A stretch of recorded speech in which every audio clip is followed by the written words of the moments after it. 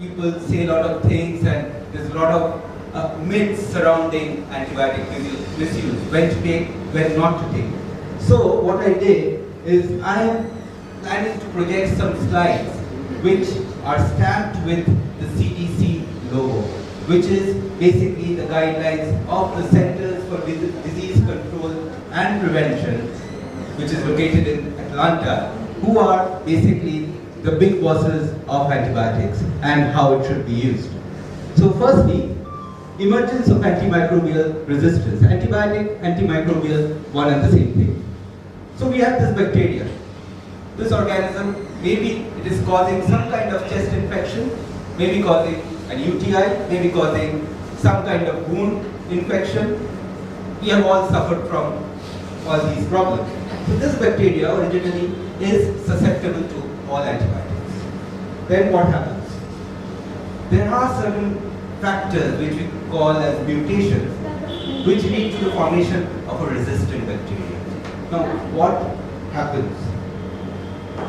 There are some resistant bacteria which are already around. Now they are very evil. What they do is they transfer the resistant gene which they have and they transfer it to the susceptible bacteria, the good bacteria. And this bacteria becomes a resistant one. Now, there are other mechanisms also. Now, when we are infected with a bacteria, with an infection, it's not only one bacteria, one entity which is actually getting us sick. There are millions of bacteria which are responsible for the infection, for the disease. Now, out of all the bacteria, probably, one is a resistant one, and the others are all the good bacteria which are sensitive to the common antibiotics. Now, you go to a physician, he gives you antibiotics. What happens? All the good bacteria die, but the resistant one lives on, and not only it lives, it multiplies, and we get a cluster of resistant bacteria. So this is again also a scenario or a mechanism by which resistance occurs. Now, imagine a pathogen. That's a bacteria. What does it cause? It causes an infection. We use antibiotic.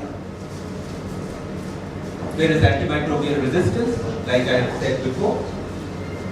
And that pathogen becomes an antimicrobial resistant pathogen. Now what can we do about it?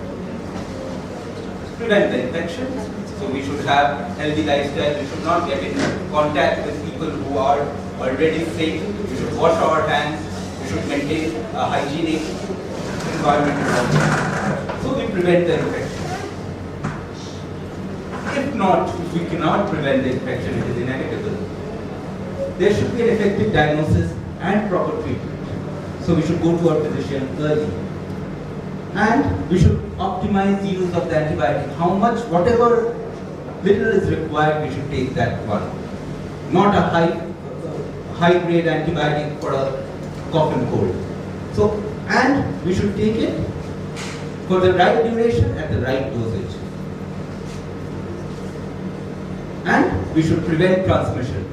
Not only transmission of the infection from us to others, but also transmission. That's how the transmission of that resistant gene from that drug-resistant bacteria to the susceptible bacteria should be prevented. And then what do we get? We get a susceptible pathogen. Now, so the key prevention strategies include prevent infection, diagnose and treat infection effectively, use antimicrobials wisely, and prevent transmission. And of course, the clinicians hold the solution. So, no taking medicines without the prescription of your physician.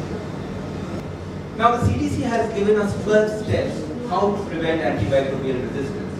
Of course, this is in hospitalized adults, but this applies for all of us. So, these are the 12 steps, which again are targeted in the 4 main headings, which target the 4 main things which prevent antimicrobial resistance, which I have told you before. Step 1, vaccinate. Now, imagine you are a patient who is having frequent cough and cold. You are known to have some form of asthma, COPD, and you require frequent admissions to the hospital for chest infections. Best way, ask your doctor, can I get vaccinated against this bug which is causing this chest infection? So he will give you options. So again, prevention is always better than cure. Step 2, get the catheters out. We often see patients on various gadgets, be it urinary catheters, ventrals, or various lines which are attached to the body. These all act as source of infection. So immediately we take these out, we minimize chances of infection.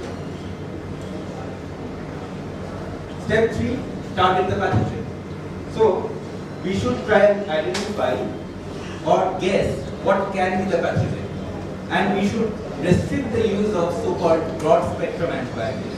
So if it is a throat infection, we know what are the pathogens which can cause throat infection. So we should use antibiotics which act on those pathogens, not the pathogens which cause also urinary tract infection. Access the experts, of course this is important. Battling patients with serious infection or sepsis in our words is not very easy, and it requires a multidisciplinary team effort to actually fight against a patient who has serious infection or sepsis. Practice antimicrobial control. Yes, this is very important. So we have to develop programs so that we can control the use of antimicrobials. Use local data. Now again, this is very interesting. You had a sore throat or a chest infection for which your doctor gave you an antibiotic. Your friend from Delhi calls you up and asks you that I have this chest infection, what can I do about it? And you tell him, my doctor gave me this medicine, you can take it. It may not work for you. Because the same bacteria in Calcutta or Kolkata will have a different sensitivity pattern compared to the bacteria which is in Delhi or in Mumbai. So local data is very important. Even we see a difference in susceptibility patterns in patients coming from south of Kolkata to the patients from north of Kolkata. So this should be kept in mind. Treat infection, not contamination. This is again a very important thing. Often what we get is your doctor asks you for a culture sensitivity test, and while collecting the sample, you collect it in such a way that there are some contaminations which is going into the sample. Or the container in which you collected the sample was not sterile, not clean, and the lab grows some wrong bacteria which is actually not affecting you. And you get a sensitivity report based on that, and the doctor gives you antibiotics. So the whole treatment is wrong. Treat infection, not colonization. Now again, this is very common. Say you have some kind of wound and that gets infected. You had a surgery and that has got infected. Now the bacteria which is causing the infection may be deep inside, but on the raw surface of the skin there are a lot of bacteria which have come and colonized. That's our word, colonized. They are not causing the infection.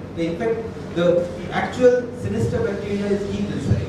There are some bacteria on the surface which, when your doctor asks for a culture sensitivity, gets picked up while collecting the samples. And the lab grows those bacteria and the sensitivity comes and you get wrong treatment. The actual bacteria responsible for the infection is somewhere deep inside. Know when to say no to Vanco. Now Vanco or vancomycin is a higher antibiotic. This means we should restrict use of higher antibiotics, and this not only applies for vancomycin but also for a lot of other higher expensive antibiotics which always should be kept on reserve. Stop treatment when infection is cured or unlikely. The statement says it all.